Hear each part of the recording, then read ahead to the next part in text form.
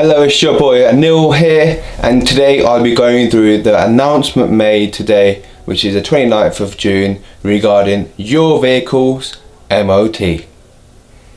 Let's start off with a small announcement of what's currently happening today. Your MOT certificate will be extended 6 months if it expires between 30th of March until the 31st of July 2020, and this is the case if your vehicle is a car, or if it's a motorcycle, or if it's a van. So for example, if your vehicle's MOT was due to expire the 3rd of May 2020, this will be automatically extended until the 3rd of November 2020. By that date you will need to get your MOT test done. The 6-month MOT extension also applies if your vehicle will be taking its very first MOT test.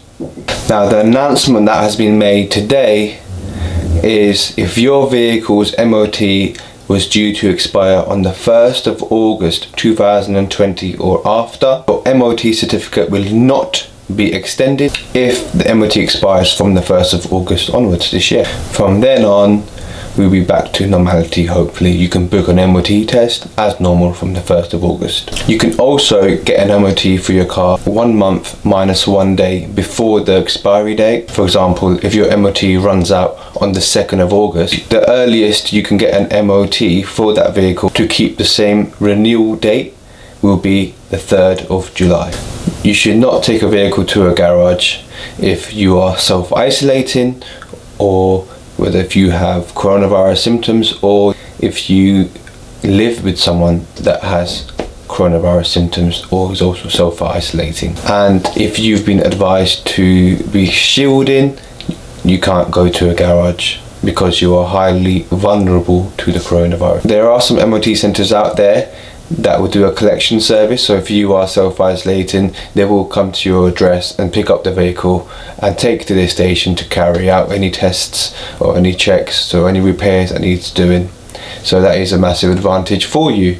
I would advise registering your vehicle as SORN if you cannot take your vehicle out, and especially if your road tax is due to expire. If you're not able to get an MOT if you are self-isolating, the Department of Transport are liaising with the police and insurance companies to make sure you are not penalised with this matter. How does a 6-month extension apply to you? Your vehicle's MOT expiry date will be extended an extra 6 months if it's eligible, and this will be updated at least 7 days before the expiry date. You can also tax your vehicle. However, if your MOT and road tax were due to expire that same month, you might have to wait until later on that month. Your insurance will still be valid. Also, your vehicle's record will also be updated so the police can see that you have a valid MOT. Another change will be once you've passed your MOT, or if you failed it, you will not receive the paper-based certificate. Okay, so just to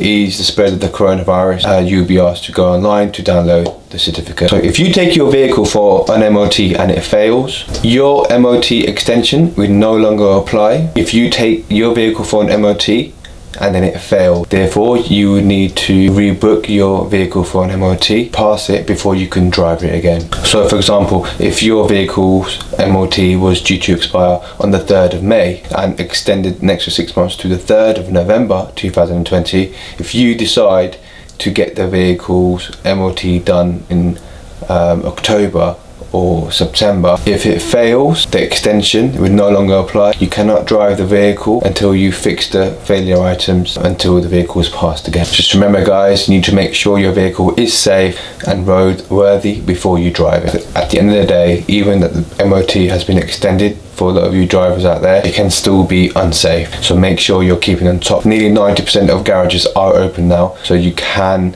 get your vehicles repaired, guys. Okay, you can be fined up to £2,500, be banned from driving, and get 3 penalty points on your license if driving a vehicle that is in a dangerous condition. Drivers are encouraged to book your MOT test well in advance to ease the rush for the test stations and to ensure the vehicles are in a roadworthy condition. So that's all folks, so stick around for my next video. If you have any comments regarding this MOT update, please leave your comments below and I'll be happy to answer them. I know we are in difficult times at the moment. I know it may look like there's a lot of ambiguity going on. However, we have to look at the guidelines and see what's the best action to take and the most safest way possible. So thank you very much for listening and stay tuned for next time.